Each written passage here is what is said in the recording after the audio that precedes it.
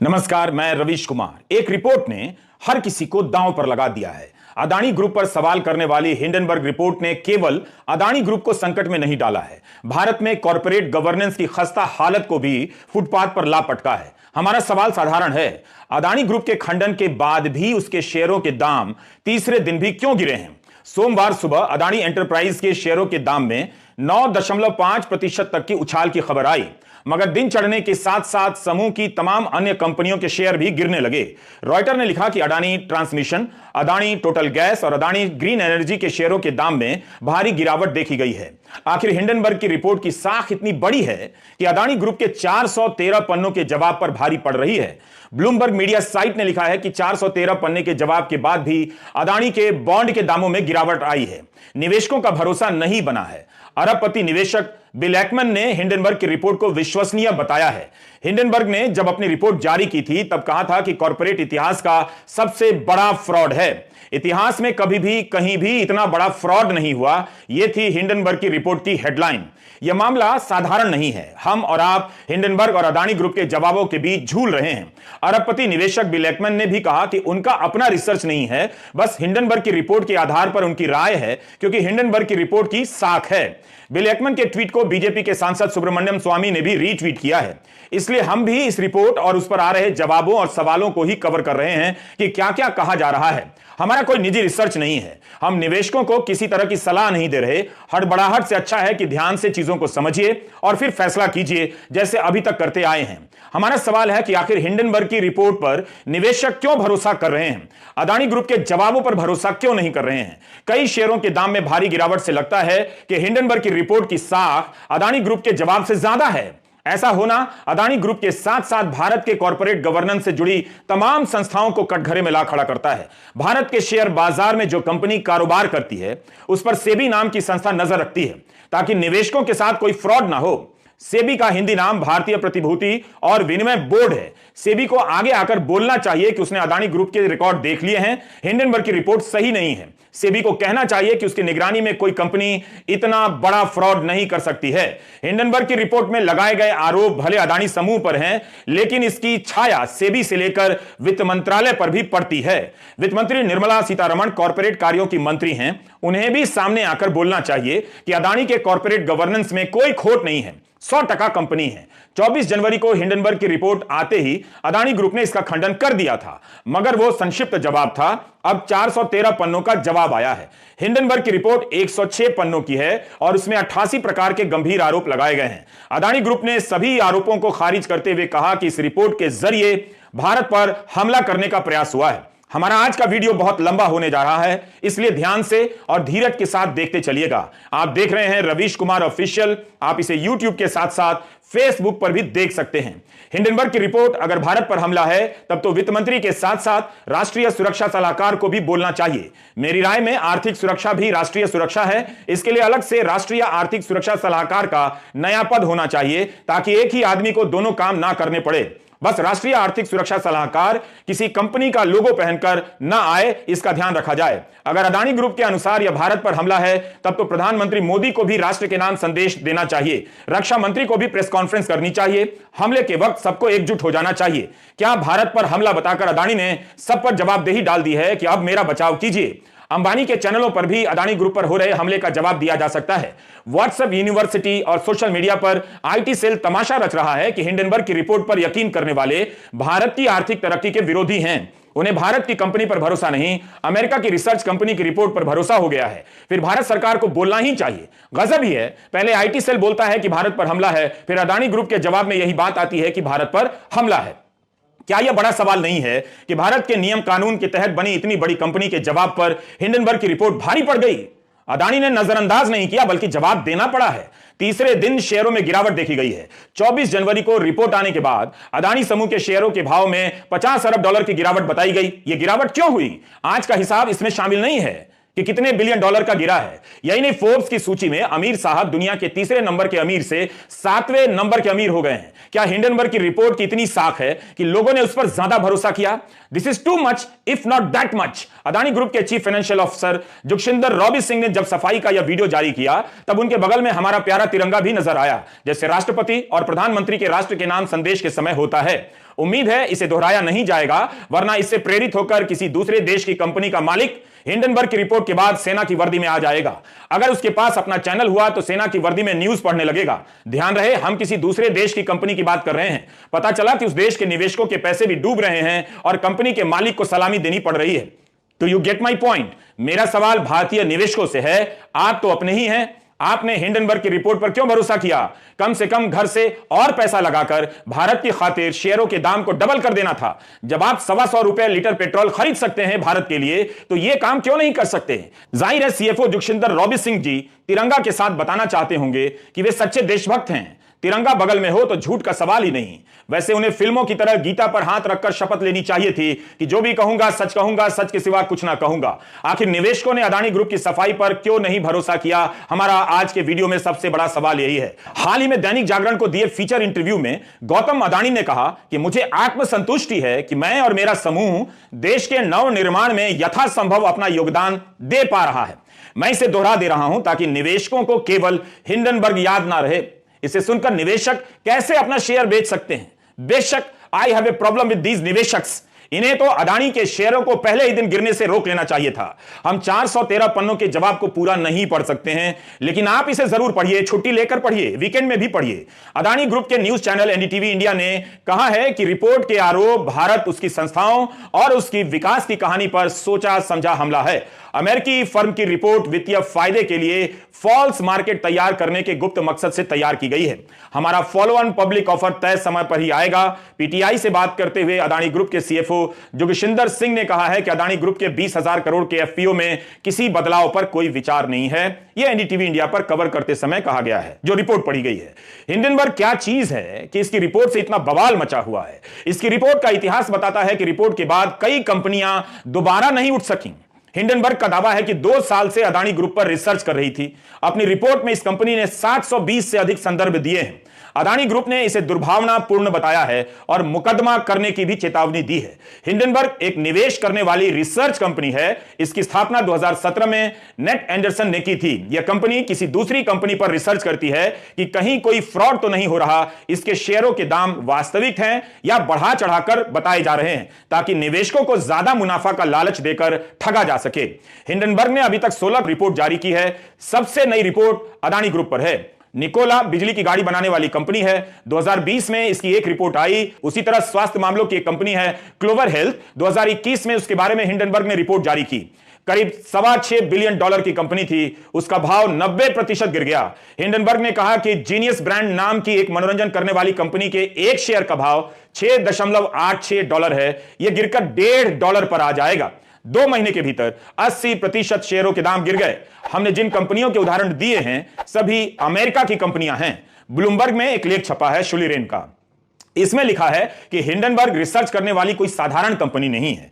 यह फर्म छोटी है, मगर न्यूयॉर्क के वित्तीय समाज में इसकी बड़ी इज्जत है। अगर हिंडनबर्ग किसी कंपनी को फ्रॉड कहती है तो अमेरिका के निवेशक कम से कम उसकी रिपोर्ट के कुछ पन्ने तो पढ़ ही लेते हैं। ब्लूमबर्ग की इस रिपोर्ट में लिखा है कि अदानी समूह का जितना भी कर्जा है उसका 30% विदेशी बैंकों से है। भारत के बैंकों से करीब 47,000 करोड़ का ही कर्ज लिया गया है। यह भी लिखा है कि अदानी समूह का जो ऑडिटर है वो कोई छोटी कंपनी का लगता है जिसकी अपनी वेबसाइट तक नहीं है। हम इसकी पुष्टि नहीं कर सकते, लेकिन ब्लूमबर्ग ने हिंडनबर्ग की रिपोर्ट का हवाला देते हुए ऐसा लिखा है। देखना होगा कि अदानी ग्रुप हिंडनबर्ग के खिलाफ क्या कानूनी कदम उठाता है और उसके क्या नतीजे आते हैं। दुनिया भर के अखबारों में इस रिपोर्ट का कवरेज हुआ है। क्या अदानी इसे लेकर wall street journal, economist, financial times, guardian के खिलाफ भी मानहानि कर देंगे? वैसे भारतीय मीडिया को दिए इंटरव्यू में अदानी ने हमेशा कहा है कि उनके पास जितना लोन है उतना चुकाने की पूरी क्षमता है। ₹100 का लोन है तो ₹100 चुकाने की क्षमता है। अदानी ग्रुप जब हिंडनबर्ग की रिपोर्ट को लेकर कोर्ट में जाएगा तब वहां भी सवाल उठेंगे और सबूत मांगे जाएंगे। इसलिए इस पूरे मामले में यह बड़ा मोड़ हो सकता है। अगर यह कंपनी भारत पर हमला कर रही है तो इस कंपनी ने अमेरिका की कंपनियों को भी नहीं छोड़ा है। अमेरिका के अलावा चीन की कंपनी का भी घोटाला उजागर कर दिया है। 2018 में चीन की एक कंपनी है यांगजे रिवरफोर्ट एंड लॉजिस्टिक। इसका $2 अरब का मार्केट कैप था। हिंडनबर्ग ने अपने रिसर्च में बताया कि इस कंपनी ने जिन संपत्तियों के होने के दावे किए हैं वो दरअसल उनके पास नहीं है। होता है ना भारत में कई बार, प्लॉट दिखाकर फ्लैट का पैसा ले लिया और बाद में पता चला प्लॉट उस बिल्डर का था ही नहीं। उसी तरह यांगजे रिवर पोर्ट का मामला लगता है, जिसने हिंडनबर्ग पर मानहानि का मुकदमा कर दिया तो हिंडनबर्ग ने और जोर लगाकर नई नई चीजें खोद निकाली। 6 महीने के भीतर इस कंपनी को अमेरिकी शेयर बाजार नैस्डैक से हटा दिया गया। इसकी 98% वैल्यू खत्म हो गई। अब तो बाकायदा चेतावनी आती है टिकर पर कि यांगजे के शेयर अपने रिस्क पर ही खरीदें। यांगजे रिवर पोर्ट कंपनी कंगाल हो चुकी है। अब हिंडनबर्ग ने यह भी लिखा है कि उसके अदानी ग्रुप के शेयरों को उसने खरीदा है बॉन्ड वगैरह के जरिए। हिंडनबर्ग ने अपनी रिपोर्ट में यह चेतावनी भी लिखी है कि हम चाहते हैं कि निवेशक सारी चीजों को ठीक से परख लें। यह रिपोर्ट हमारी रिसर्च और नजरिए को शामिल करती है। हिंडनबर्ग एक शॉर्ट सेलिंग फर्म है। इसका मतलब क्या हुआ बहुत से लोग नहीं समझते हैं, आपके एंकर को भी नहीं मालूम था। भारत का अखबार बिजनेस स्टैंडर्ड ने लिखा है कि कई बार कोई किसी कंपनी के शेयर या अन्य प्रतिभूतियों को बेचने लग जाता है ताकि जब दाम गिर जाए तो वापस कम दाम पर उन शेयरों को खरीद ले और मुनाफा कमा ले। इसे निवेश करने की रणनीति के तौर पर देखा जाता है। कुछ ऐसा करो कि शेयरों के दाम गिरा दो और फिर खरीद लो टाइप से। अदानी ग्रुप ने हिंडनबर्ग पर यह भी आरोप लगाया है कि इस कंपनी ने फ्रॉड रिपोर्ट जारी कर अपना पैसा बना लिया और निवेशकों का पैसा डुबो दिया। इस जवाब के बाद भी हिंडनबर्ग की रिपोर्ट को अब तक का इतिहास बताता है कि निवेशक उस पर ही भरोसा कर रहे हैं। हिंडनबर्ग ने अभी तक अपनी रिपोर्ट में अमेरिकी और चीनी कंपनियों की पोल खोली है। पहली बार लगता है किसी भारतीय कंपनी पर हाथ डाला है। तो यह भारत के खिलाफ हमला कैसे है? हिंडनबर्ग की रिपोर्ट में लगाए गए आरोप किसी अदालत में साबित नहीं हुए हैं। फिर उसकी इतनी विश्वसनीयता कि कंपनी के शेयरों के दाम गिरने लग गए। ऐसा भी नहीं है कि अदानी ग्रुप पर सवाल करने वाली यह कोई पहली मीडिया रिपोर्ट है, बिल्कुल ऐसा नहीं है। भारत में ही परोंजय गुहा ठाकुरता और रवि नायर ने भी अदानी ग्रुप की कथित खामियों पर रिपोर्ट की है। तब तो शेयरों के दाम कहीं नहीं गिरे। इस बार ही क्यों गिर रहे हैं? क्या यह वाकई भारत पर हमला हो रहा है? हाल ही में वॉशिंगटन पोस्ट में नेहा मसीह, अनंत गुप्ता और जेरी शी ने रिपोर्ट की थी, तब भी शेयरों के दाम नहीं गिरे। रवि नायर की रिपोर्ट एशिया टाइम्स में छपी, उनके खिलाफ दिल्ली पुलिस ने गिरफ्तारी का वारंट जारी कर दिया। रवि नायर ने ट्वीट किया है कि अदानी समूह ने उनके खिलाफ मानहानि का मुकदमा दायर किया है। परोंजय गुहा ठाकुरता ने इकोनॉमिक एंड पॉलिटिकल वीकली और द वायर में अदानी ग्रुप को लेकर रिपोर्ट लिख दी, उन पर भी मानहानि का मुकदमा हुआ। इसी के चलते इकोनॉमिक एंड पॉलिटिकल वीकली से उन्हें इस्तीफा देना पड़ा। द वायर और न्यूज क्लिक पर भी मुकदमे हुए हैं। वैसे इंडिया टुडे से गौतम अदानी ने कहा था हाल के इंटरव्यू में कि उनके लिए मैसेंजर नहीं मैसेज महत्वपूर्ण है। यानी इसका मतलब यही हुआ कि पत्रकार से नाराज नहीं होते हैं बल्कि रिपोर्ट पर अपना विचार रखते हैं। रवि नायर और परोंजय गुहा ठाकुरता ध्यान से इसे सुन सकते हैं। इंडिया टुडे से गौतम अदानी ने कहा कि आलोचनाओं को मैं खुले दिमाग से लेता हूं। मेरे लिए मैसेंजर से ज्यादा महत्वपूर्ण मैसेज है। मैं दूसरे के विचार को हमेशा समझने का प्रयास करता हूं। मैं जानता हूं कि मैं परफेक्ट नहीं हूं, ना ही हमेशा सही हूं। हर आलोचना मुझे अपने में सुधार करने का नया अवसर देती है। तभी तो अदानी जी ने 413 पन्नों के जवाब हिंडनबर्ग रिसर्च संस्था को भेजे हैं, जिससे पता चलता है कि उनके लिए वाकई इस वक्त मैसेंजर से ज्यादा मैसेज महत्वपूर्ण है, यानी रिपोर्ट महत्वपूर्ण है। लेकिन हिंडनबर्ग ने लिखा है कि 2021 में अदानी कोर्ट गए थे ताकि एक यूट्यूबर उनके खिलाफ कुछ ना बोल सके और उसके बोलने पर पाबंदी लगा दी जाए। अदानी समूह के 413 पन्नों के जवाब के बाद हिंडनबर्ग ने बयान जारी किया है और कहा है कि राष्ट्रवाद के नाम पर आप फ्रॉड पर पर्दा नहीं डाल सकते। इस भारी भरकम जवाब में हमारे मुख्य आरोपों को नजरअंदाज किया गया है। अदानी ग्रुप ने दावा किया है कि हिंडनबर्ग ने प्रतिभूति और विदेशी विनिमय कानूनों का गंभीर उल्लंघन किया है, मगर अदानी ने नहीं बताया है कि कौन से कानून है जिनका हमने उल्लंघन किया है। इसके बाद भी हम इस गंभीर आरोप का खंडन करते हैं। हिंडनबर्ग ने यह भी कहा है कि आप राष्ट्रवाद का नाम लेकर मूल सवालों से नहीं बच सकते। अदानी ग्रुप अपनी बेतहाशा तरक्की को भारत की तरक्की के साथ मिलाने का प्रयास कर रहा है, जिससे हम सहमत नहीं हैं। हम मानते हैं कि भारत एक धड़कता हुआ लोकतंत्र है और उसका भविष्य रोमांचक है, लेकिन हमारा यह भी मानना है कि भारत के इस सुनहरे भविष्य का चक्का अदानी ग्रुप जाम कर रहा है। जो देश को लूट तिरंगा का सहारा ले रही है उसकी कंपनियां, यह सब हिंडनबर्ग के जवाब में लिखा है। हिंडनबर्ग का कहना है कि 413 पन्नों के जवाब में काम के केवल 30 पन्ने ही हैं। हमने अपनी रिपोर्ट में 88 सवाल उठाए, 62 सवालों के जवाब नहीं मिले हैं। बेशक कुछ सवालों के अदानी समूह ने जवाब दिए हैं जो हमारी ही जांच की पुष्टि करते हैं। अदानी समूह ने अपने जवाब में कहा है कि हिंडनबर्ग ने 88 आरोप लगाए, इनमें से 65 के बारे में सारी जानकारियां अदानी समूह के पोर्टफोलियो में पहले से ही दी गई हैं। बाकी के 23 सवालों में से 18 सवालों के संबंध पब्लिक शेयर होल्डर से हैं और थर्ड पार्टी से हैं। बाकी के 5 बेबुनियाद आरोप हैं। हम जोर देकर कह रहे हैं कि सभी नियमों का पालन करते हैं। हम अपने निवेशकों के हितों की हर स्तर पर रक्षा करते हैं। अदानी ग्रुप का कहना है कि हिंडनबर्ग की रिपोर्ट भारत पर हमला है, लेकिन हिंडनबर्ग ने अपनी रिपोर्ट में चीन के कारोबारी और अदानी ग्रुप को लेकर गंभीर आरोप लगा दिए हैं। हिंडनबर्ग ने अपनी रिपोर्ट में कहा है कि अदानी ग्रुप के चीनी नागरिक चैंग चुंग लिंग से क्या संबंध है, इस पर सफाई नहीं आई है। हिंडनबर्ग का दावा है कि दोनों के बीच कथित रूप से कई तरह के संबंध हैं। हमने पूछा है कि चैंग चुंग लिंग का अदानी ग्रुप के साथ क्या संबंध है, विनोद अदानी के साथ क्या संबंध है। यह बेहद महत्वपूर्ण मामला है, केवल शेयर धारकों के लिए नहीं बल्कि भारत की राष्ट्रीय सुरक्षा के लिए भी, क्योंकि चैंग चुंग लिंग की एक इकाई का संबंध अगुस्ता वेस्टलैंड घोटाले से भी रहा है। चैंग चुंग लिंग के बेटे को कथित रूप से अदानी ग्रुप के एक प्रोजेक्ट में ठेका मिला हुआ है। हिंडनबर्ग की रिपोर्ट में अदानी के भाई की शेल कंपनियां होने का दावा किया गया है। आरोप लगाया गया है कि विनोद अदानी से जुड़ी ऑफशोर शेल कंपनी में अरबों डॉलर रुपए कहां से आ गए। इसके जवाब में अदानी ग्रुप ने कहा कि हमें सोर्स की जानकारी नहीं है और ना ही हमारा जानना काम है कि उनके फंड का सोर्स क्या है। कमाल है।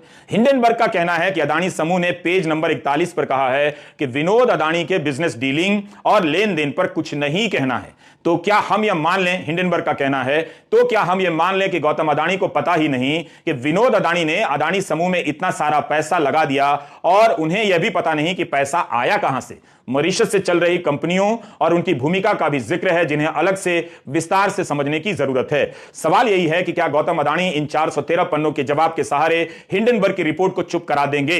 अभी तक हिंडनबर्ग ने जितनी कंपनियों के कच्चे चिट्ठे खोले हैं वो बर्बाद हो गई। क्या गौतम अदानी इस ट्रेंड को बदल देंगे? क्या अदानी कॉर्पोरेट के बीच की इस प्रतिस्पर्धा के शिकार हो रहे हैं? अगर ऐसा है तो अदानी को ही बताना चाहिए कि उन्हें टारगेट करने के पीछे हिंडनबर्ग के अलावा कौन सी कंपनी हो सकती है। अदानी ग्रुप ने जब 413 पन्नों का जवाब दिया तब उनके चैनल एनडीटीवी पर कवरेज हुआ है। इससे पहले आलोचना हो रही थी कि रिपोर्ट आने के बाद एनडीटीवी पर खबर नहीं चली है। आज अदानी ग्रुप और हिंडनबर्ग का पक्ष दिखाया गया है। अदानी समूह ने कहा है कि हिंडनबर्ग ने यह रिपोर्ट जनता की भलाई के लिए नहीं निकाली है बल्कि अपनी कमाई के लिए यह सब किया है। कहीं से यह रिपोर्ट तटस्थ नहीं है, ना ही गंभीर शोध है, यह अदानी ग्रुप का कहना है।